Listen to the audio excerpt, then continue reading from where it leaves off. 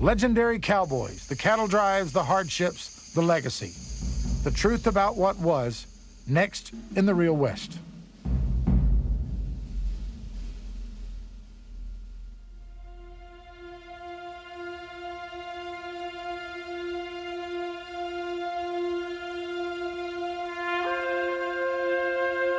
In the past that is now lost forever, there was a time when the land was sacred and the ancient ones were as one with it.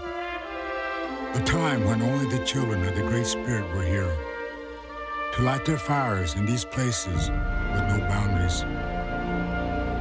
When the forests were as thick as the fur of the winter bear.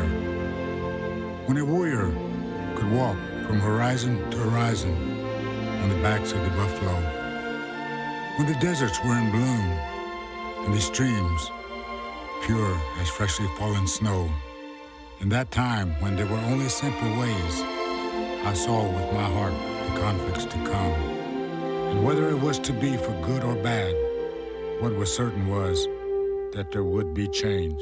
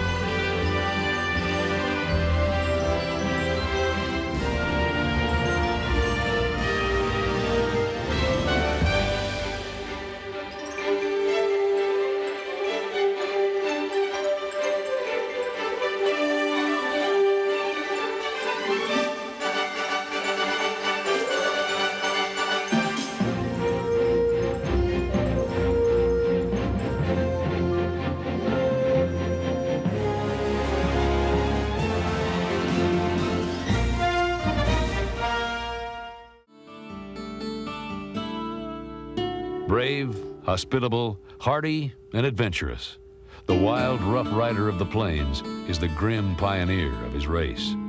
He prepares the way for civilization from before whose face he must disappear. Hard and dangerous though his existence is, it has a wild attraction that strongly draws his bold, free spirit. Theodore Roosevelt, 1888.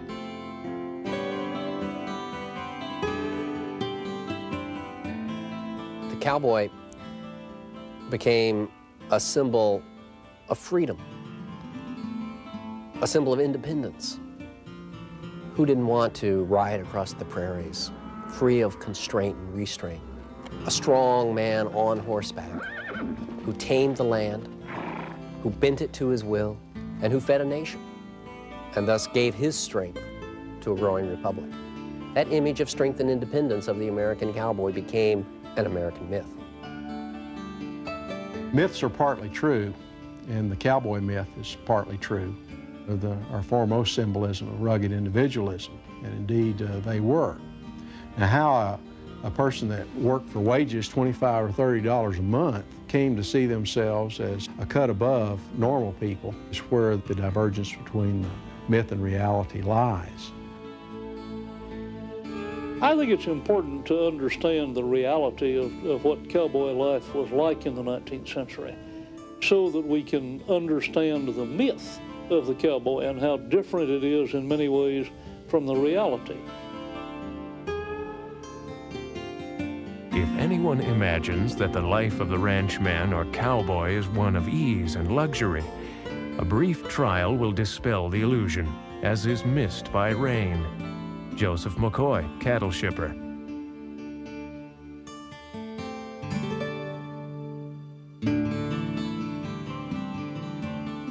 To fully appreciate the reality of the cowboy's life and times, it is best to explore that gilded era that gave birth to his legend. The golden age of the cowboy occurred just after the Civil War and lasted into the early 1880s. Several factors came into play. You had a lot of cattle in Texas after the Civil War. The people who owned those cattle wanted to find markets for them. The closest markets that could be found were the railhead towns in Kansas, and it was the trail drive that ensued and the very colorful period of the cowboy. It's been estimated that between 1867 and 1888, more than 12 million head of cattle moved out of Texas to Kansas and to the ranges of the Mountain West. So this was the real heyday of cowboying. How this heyday came to be is a great American drama forged by historic change, economic necessity, and artistic imagination. The saga begins with the cowboys' distinctive roots. There were two routes for the American cowboy. One was the Old South, where there were many, many cattle raised, and where they had cow pens out beyond the farming frontiers, and where black and white hands took care of them. In Texas, it collided with a second tradition that had come up from Mexico, and that was the vaquero tradition of the Spanish cattle herding. The vaquero reads little, if at all. He reads outside of books. He has 1,000 weather signs. He knows 1,000 legends about ghosts and buried treasure along old trails and by old ranches. He's familiar with the habits of every creature of the country. For him, every hill and every hollow has a personality, a name. He knows the stars. He's a child of nature. He is truly un hombre del campo. J. Frank Dobie, Texas folklorist. And the end result was that these Anglo-Americans observed the vaqueros' techniques, their dress, how they handled cattle. They learned from them, and in short order, they adopted the techniques of the vaquero. This was the origin of the cowboy in North America. Perhaps it was inevitable that Texas became the cradle of cowboy craft and culture.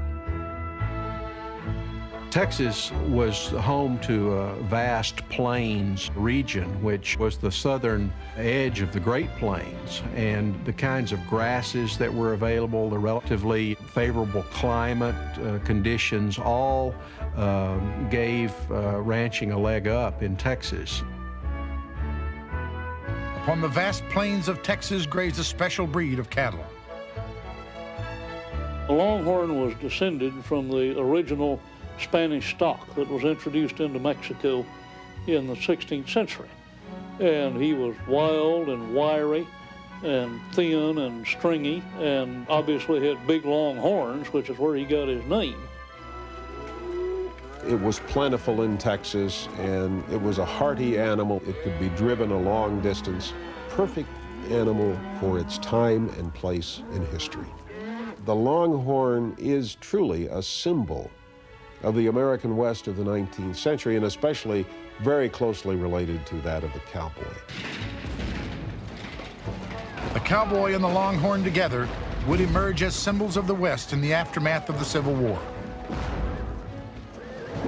The resources of Texas, of course, had been squandered in the foolishness of secession. And the one thing they had was cattle.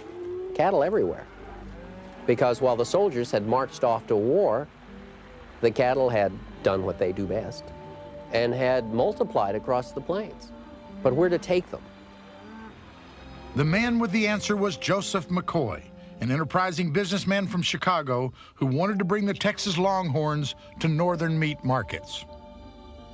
Joseph McCoy's idea was to have a railhead as close as possible to the Texas cattle ranchers, then provide a place for them to stay. So he picked Abilene, Kansas, the first real big trail town. Abilene was selected because the country was entirely unsettled, well-watered, excellent grass, and nearly the entire area of country was adapted to holding cattle. And it was the farthest point east at which a good depot for cattle business could have been made. Joseph McCoy. When the Texans found markets for their cattle, this meant they needed more hired hands. They needed more cow hands, more cowboys to help take the cattle northward. Cowboy life attracted a wide variety of people in the post-Civil War period. There were ex-Confederate soldiers coming back to find their former livelihoods in shambles. There were ex-slaves who had learned the rudiments of dealing with cattle in the antebellum period. There were naturally a large number of Hispanics who continued in their traditional occupations in Texas and elsewhere. There were farm boys who aspired to more than following a plow, and by mounting on horseback and following cattle raised their own self-esteem in life. Any number of old cowboys have told me, I wanted to be a cowboy because I was tired of looking at the rear end of a mule. It had a romantic appeal to it. It meant that you could travel to distant places. It was the great adventure of their life. That great adventure, the cattle drive from Texas ranches to Kansas railheads, would make history. The year was 1867, and the golden age of the cowboy was about to begin.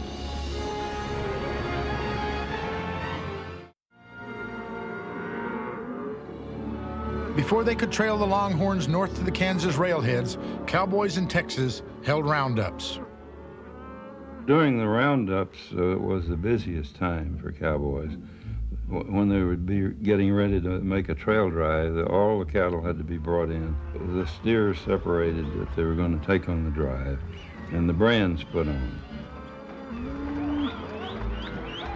Roundups were the main work done by cowboys on ranches and were conducted twice a year.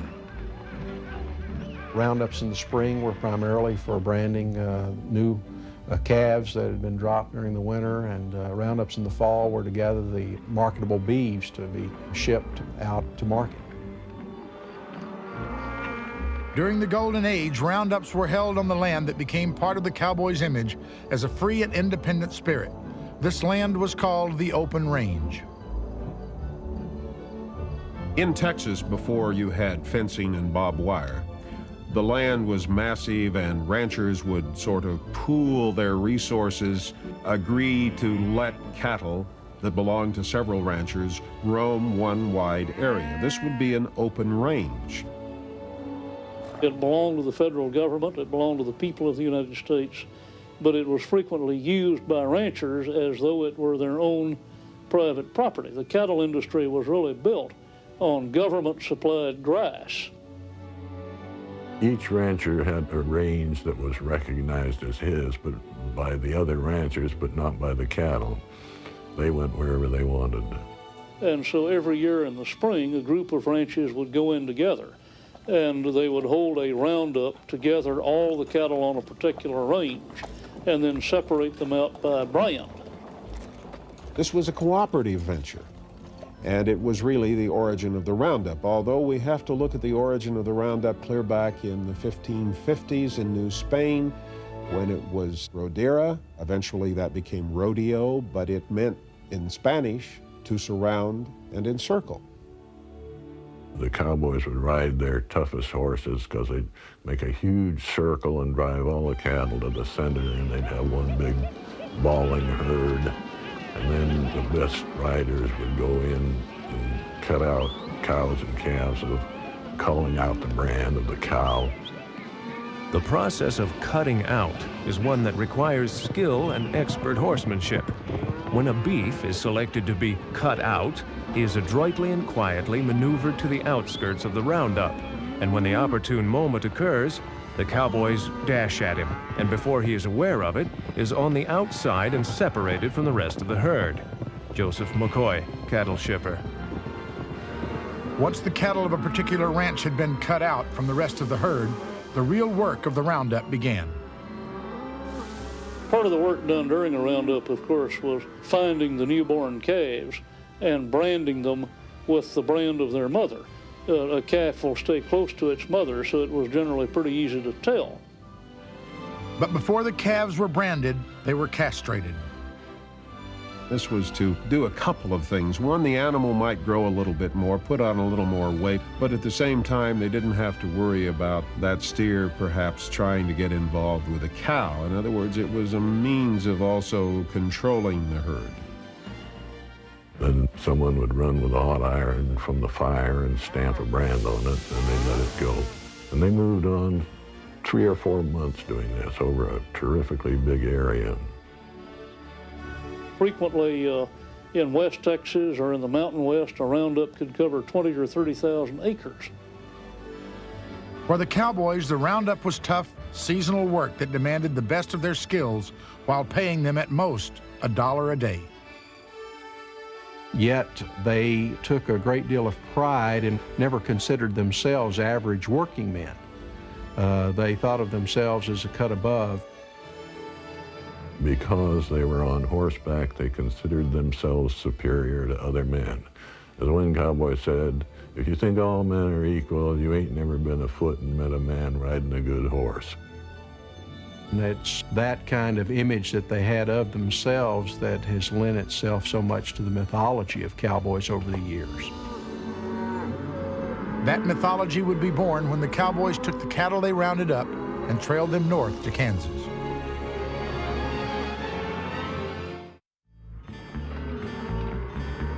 It wasn't an easy matter to get several thousand cattle moved from East Texas to Abilene or any of the other cattle towns.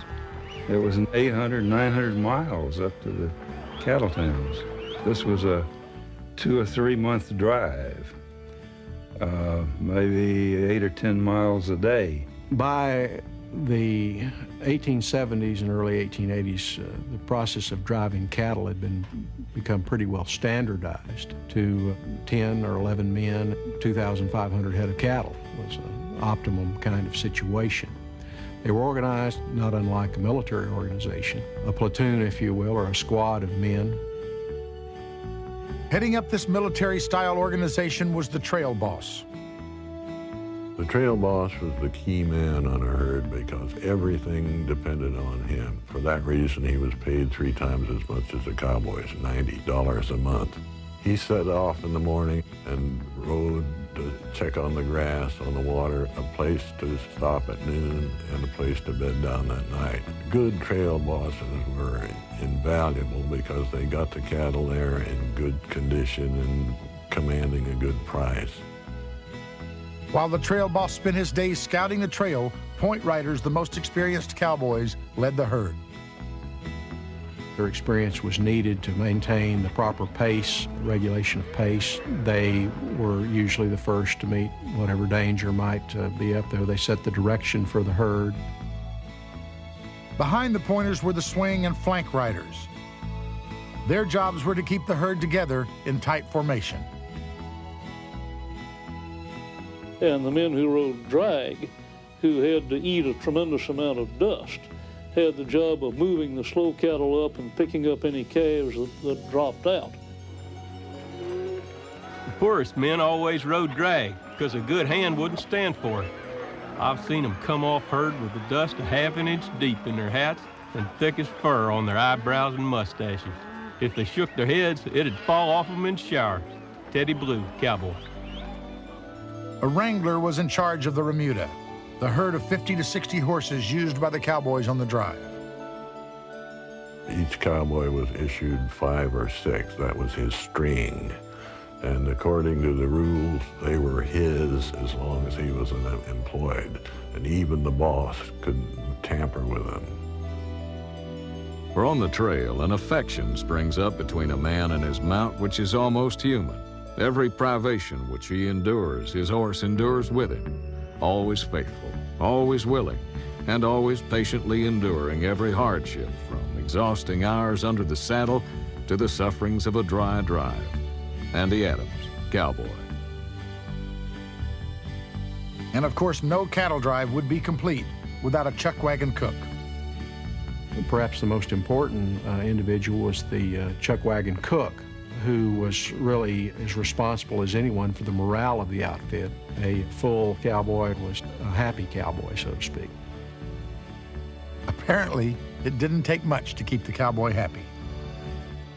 The diet on a trail drive was pretty horrible. It basically was beef and beans and cornbread and coffee. It was monotonous, it was repetitious, it was not terribly nourishing.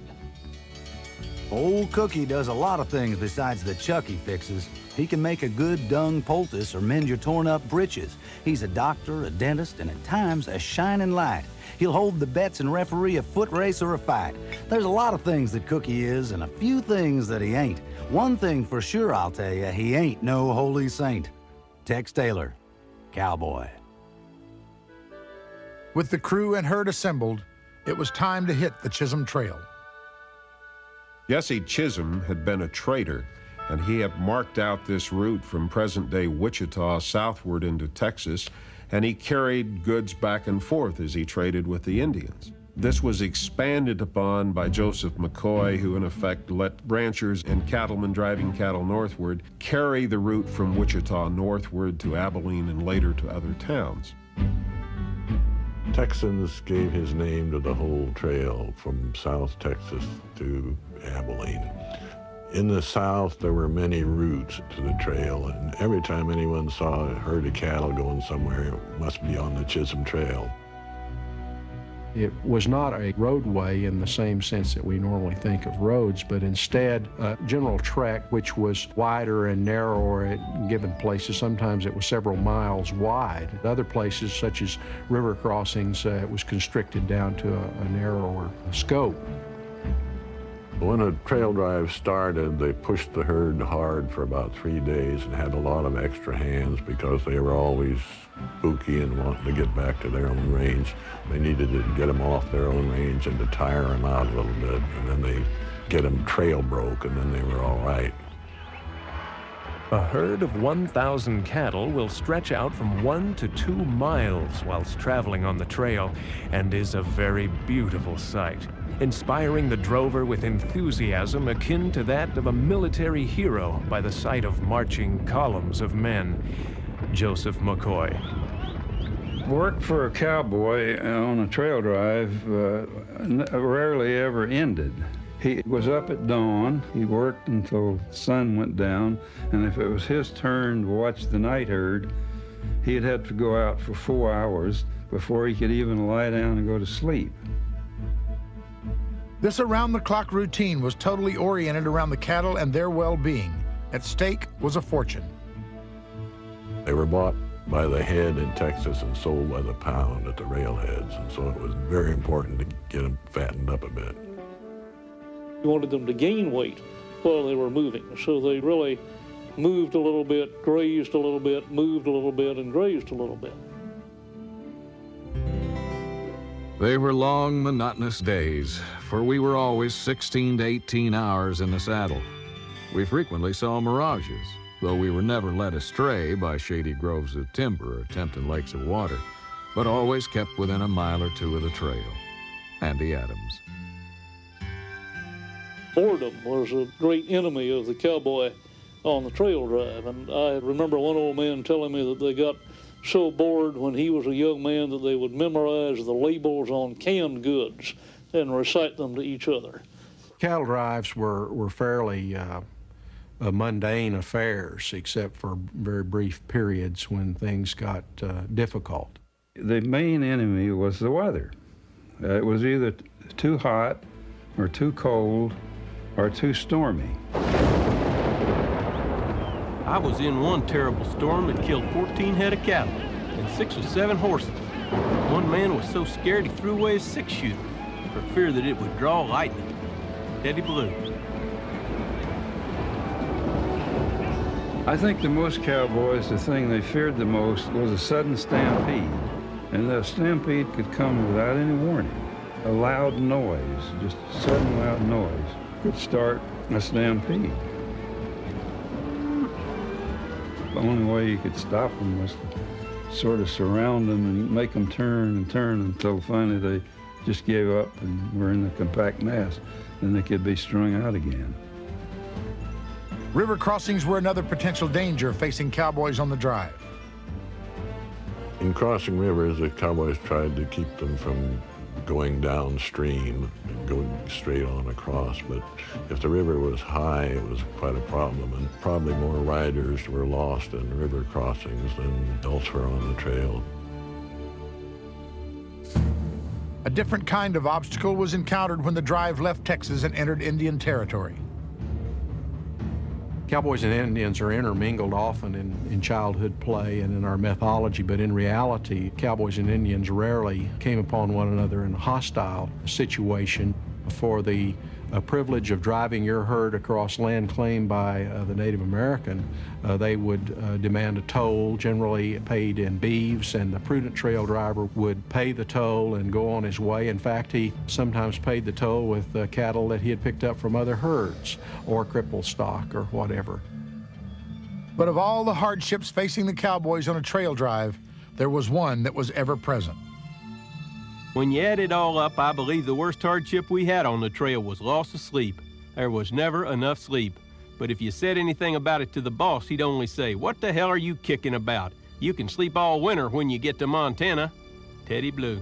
Cowboys on the trail didn't mind playing jokes on the greenhorns. One, for example, didn't want to ride herd at night, so he told this greenhorn who was taking his place to wake him when the North Star set. And the poor kid came in at sunup. The campfire is to all outdoor life what the evening fireside is to domestic life. After the labors of the day are over, the men gather around the fire and the social hour of the day is spent yarning. Andy Adams. To future generations, the cattle drive became a dynamic symbol of the taming of the American West. To the cowboy, however, the symbolism had more personal significance. The cattle drive was nothing less than his rite of passage. Lots of young men came, and just for the thrill of going up the trail, and usually once was enough.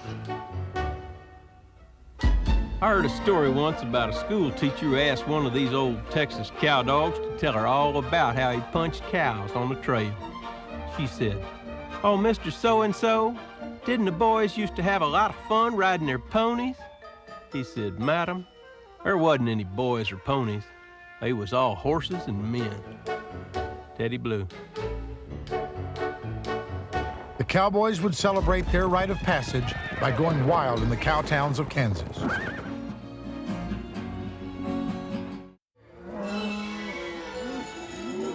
You were out on the trail for months on end, eating bad food, sleeping in wet clothes, going without everything that means life to a man. And when cowboys hit the bright lights of some little cow town that looked like gay Paris to them, they just went wild. Teddy Blue, Cowboy. To the cowboy, the cattle town at Trail's End was the promised land. Abilene was the first, but as railroads moved further west, so did the towns. The last and grandest of them all was Dodge City. The reason Dodge City could claim to be the cowboy capital or queen of the cow towns was that it lasted much longer than any of the other Kansas cow towns. Most of them were like Abilene, 3 or 4 years, and that was all. The cow towns of Kansas were temporary boom towns in many ways, and they shared a lot of characteristics with other types of western boom towns. They were places for single men to find entertainment. There were several variety theaters, number of dance halls, and other resorts which, like the wicked, flourish best under darkness. Andy Adams, Cowboy. Regardless of whether it was Dodge City or Abilene, the ritual of celebration was always the same. It began right with the cowboys' grand entrance into town. They would drive the herd right through the middle of the town and shooting off their revolvers and raising hell. When a herd was sold, the cowboys were paid off, and the first thing they did was head for the barber shop for a haircut and a bath. Many went to eat a luxurious, what to them would be a luxurious meal compared to trail fare. This cowboy went in a restaurant and ordered some cheese and then took his boots off while he was waiting to relax. The waiter brings the cheese and the cowboy starts eating it, and he says, "This cheese is not strong enough. It doesn't really taste good. I want strong cheese." So the waiter says, "Well, put your boots back on, you'll be able to smell the cheese." They would buy new clothes. Virtually all of those towns had big dry goods emporiums that sold boots and clothing and hats. I remember it like it was yesterday. I had a new white hat I paid $10 for, a new pair of pants that cost $12, and a good shirt and fancy boots. Lord, I was proud of those clothes. They were the kind of clothes top hands wore, and I thought I was dressed right for the first time in my life. Teddy Blue.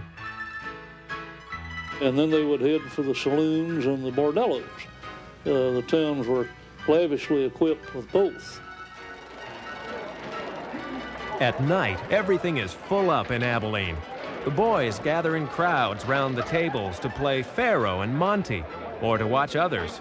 A bartender fabricates wonderful drinks, while the music of a piano and violin enlivens the scene and soothes the savage breasts.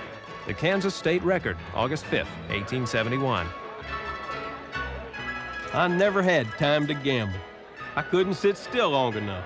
I always had to be up, talking, singing, drinking at the bar. I was so happy and full of life. I used to feel when I got a little whiskey inside me that I could jump 20 feet in the air. Teddy Blue. When he feels well, the average cowboy is a bad man to handle. Armed to the teeth, well-mounted, and full of their favorite beverage. The cowboys will dash through the streets yelling like Comanches. This they call cleaning out a town. Daniel W. Wilder, The Annals of Kansas. There was violence because of the deadly combination of young men with guns and lots of liquor. And there was a lot of steam to be let off after the long weeks on the trail. But for the most part, their fun was harmless. They drank away their pay. They visited the ladies. They had a good time. They bought some doodads to take back home. And they went back to Texas to tend their ranches and get together another herd to bring north.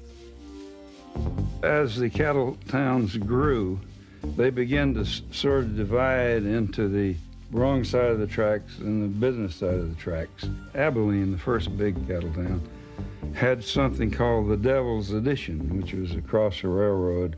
And this is where the cowboys were shunted off to for their wild period while they were there. Money and whiskey flowed like water downhill, and youth and beauty and womanhood and manhood were wrecked and damned in that valley of perdition. Abilene resident, speaking of the Devil's Addition. For the residents of a cattle town, the arrival of cowboys in town and signaling the beginning of the droving season was both a blessing and a curse. It was a blessing in that enormous amounts of business were conducted during that period of time. In fact, most of these towns were dependent upon the droving trade to really provide the economic wherewithal or the economic stimulus for the entire community. They were a curse in another sense in that they did bring a certain amount of rowdy behavior, which was not really good for an image for a community that wanted to establish itself as a place to bring families and to grow. But a certain amount of vice and so forth was tolerated. But when it went across the line, then they took very stiff measures.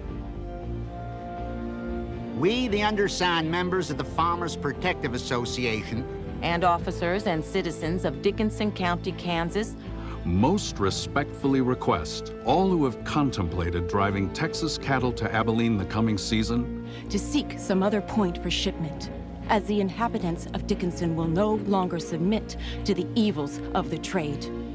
Abilene Chronicle, February 8, 1872. The cowboys got the hint and never returned to Abilene. Instead, they moved on to the other cattle towns. But Abilene's opposition to the cowboy was just the first sign that the golden age was coming to an end. We have to look at what happened about 1880, 1881, and 2. And this was closing down the borders of Kansas to Texas cattle being driven overland because of Texas fever. The Longhorns had a tick that didn't affect them, but the tick would kill domestic cattle if it came into contact with them. And there were a lot of domestic cattle in Kansas, and so the farmers there put pressure on the legislature, and by the early 1880s, the legislature had literally quarantined the whole state and would not permit cattle to be driven in overland. But it would take more than a tick to end the great cattle drives. The factors that contributed to the demise of the cattle industry in the late 1880s included overgrazing. There were too many stock thrown on the range, and weather. There was a terrible, terrible winter in 1886, and the range, already overgrazed, simply could not support the stock that were on it. Literally millions of cattle died. Fortunes were lost. People who had invested their capital in these herds of cattle lost everything they had. But even without the blizzard of '86, the demise of both the cattle boom and the golden age of the cowboy were inevitable. Coming on the railroads across the prairies, the thousands and thousands of settlers who were homesteading the West now began to fence the land. And by the end of the 1880s, the same time as the Great Blizzard, barbed wire was becoming prevalent throughout the West. Wire prickly and strong enough to stop the cattle. As the West was fenced in, the great era of the drives, the great era of the range cattle industry came to a close. As did the golden age of the cowboy, but his myth was about to be born.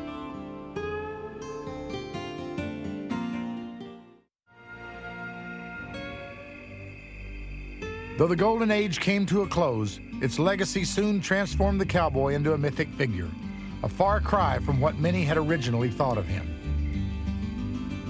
The word cowboy was really very pejorative at one time. Cowboys were considered very marginal people and almost criminals. There had been some use of the word cowboy in the East for cattle thieves. Consequently, when cowboys came into use in the 1870s, there were people who remembered that word as being thieves. Although the term cowboy had often been used as a negative in the post-Civil War West, by the 1880s, he was already becoming a figure clothed in romance. After the Civil War, you had Eastern riders coming westward, and they discovered this man on horseback who performed his work from the top of a cow pony, who was armed, who wore a broad-brimmed hat, who wore spurs, who wore boots. He was a different character, and the writer began to write about him.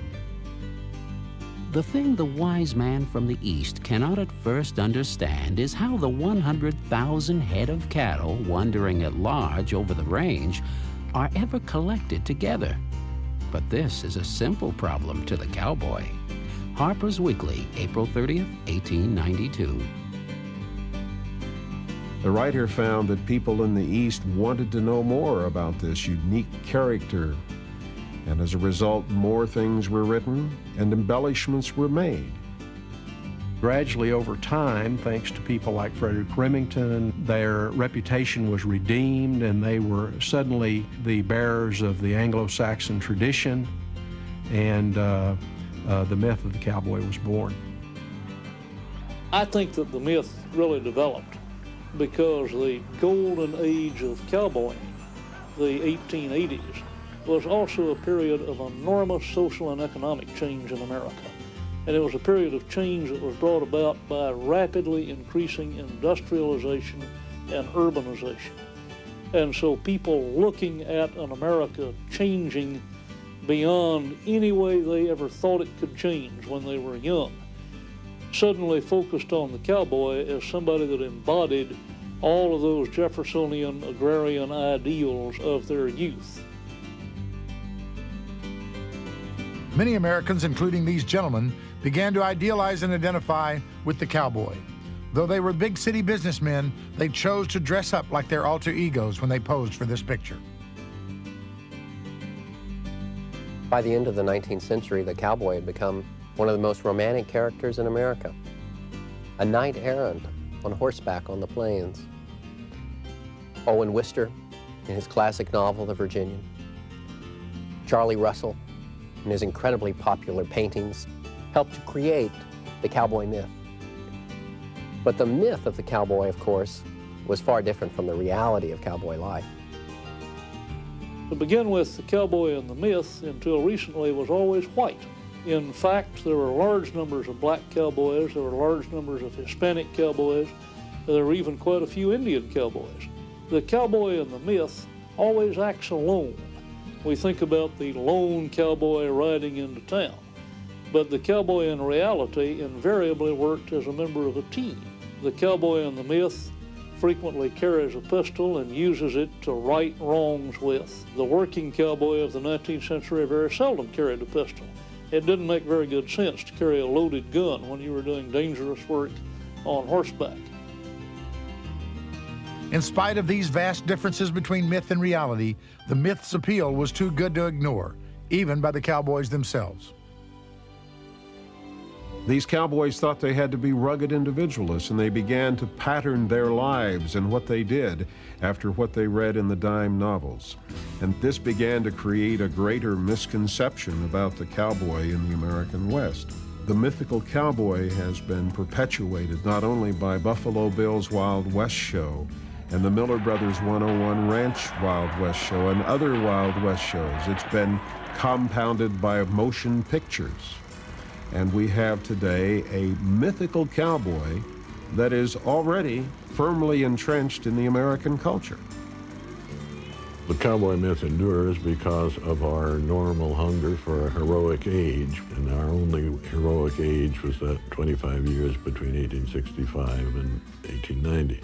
The nameless youths were our Galahads and Gawains, and the chuck wagon was their round table. In character, they're like never was or will be again. They were intensely loyal to the outfit they were working for, and they would fight to the death for it. They would follow their wagon boss through hell and never complain.